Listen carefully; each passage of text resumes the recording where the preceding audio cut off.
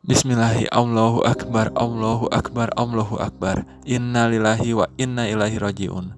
Sahabat Hikayah Dakwah, pertama-tama sebelumnya, mari kita panjatkan doa bersama-sama untuk saudara kita yang terkena dampak bencana alam kemarin di Cianjur. Semoga Allah Subhanahu wa Ta'ala melindungi kita semua. Amin, amin, amin ya Allah ya Rabbal.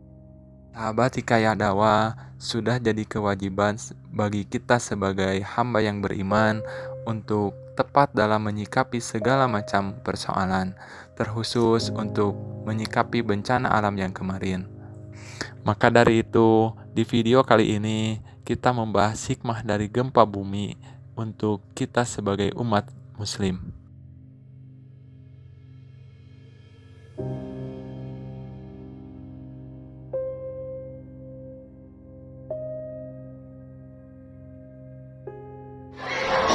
Assalamualaikum warahmatullahi wabarakatuh. Terjadi gempa di Desa Gasol, tepatnya di Kampung Munjul. Sebelum ke pembahasan inti hikmah dari gempa bumi bagi umat muslim, mari kita bahas sedikit mengenai gempa atau bencana alam yang sering kali terjadi di Indonesia ini. Secara geografis, Indonesia terletak di daerah cincin api Pasifik, sehingga kerap Indonesia mengalami guncangan gempa bumi. Bahkan, Indonesia merupakan daerah pesisir yang membentang dari Sabang sampai Merauke, menjadikan Indonesia wilayah yang rawan bencana alam. Bahkan, di Indonesia terdapat banyak gunung berapi. Beberapa di antaranya seringkali meletus atau erupsi. Karena aktivitas tektonik dan vulkaniklah sehingga Indonesia terjadi gempa bumi. Tapi yang paling sering yaitu gempa tektonik dan paling berdampak besar bagi Indonesia ini. Kemudian pada sejarah Islam sendiri, gempa bumi dan tsunami juga sudah tercatat seperti contohnya gempa bumi Ramallah, gempa Palestina, dan yang terjadi di Iran. Gempa bumi yang terjadi pada zaman Nabi dan Rasul sehingga tercatat dalam Al-Quran yang menyebutkan gempa bumi diantaranya.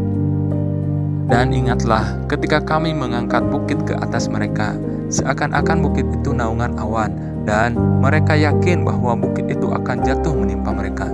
Dan kami katakan kepada mereka, peganglah dengan teguh apa yang telah kami berikan kepadamu, serta ingatlah selalu, amalkanlah apa yang tersebut di amalannya supaya kamu menjadi orang-orang yang bertakwa. Al-A'raf ayat 171. Kemudian gempa bumi pada masa Nabi Saleh yang terkandung dalam surat Al-A'raf ayat 78. Karena itu mereka ditimpa gempa, maka jadilah mereka mayat-mayat yang bergelimpangan di tempat tinggal mereka. Menceritakan peristiwa gempa bumi pada masa Nabi Saleh alaihissalam, surah Hud ayat 67. Dan orang-orang yang aniaya itu ditimpa suara gemuruh, lalu mereka bergelimpangan dalam rumahnya.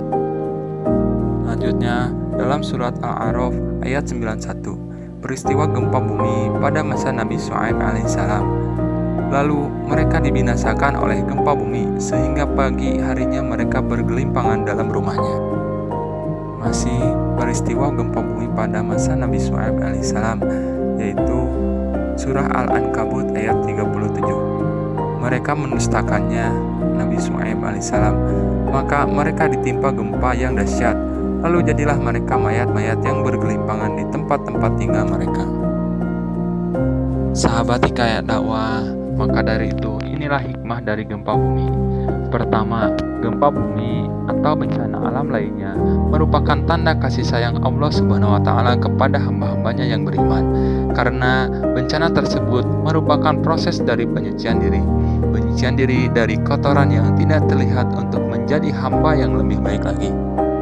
Yang kedua, ujian berupa bencana tidak hanya bagi mereka yang terkena dampak, tetapi juga bagi mereka yang tidak terkena dampaknya. Allah sedang memuji kita semua. Jika sebagai orang beriman kita bisa mendedikasikan sebagian dari rezeki kita untuk membantu mereka yang membutuhkan.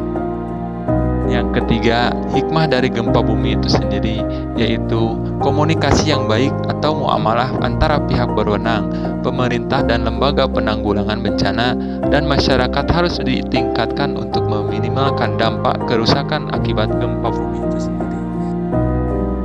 Sahabat Hikayat Dakwah, marilah kita berdoa untuk korban yang terdampak langsung ataupun yang tidak langsung.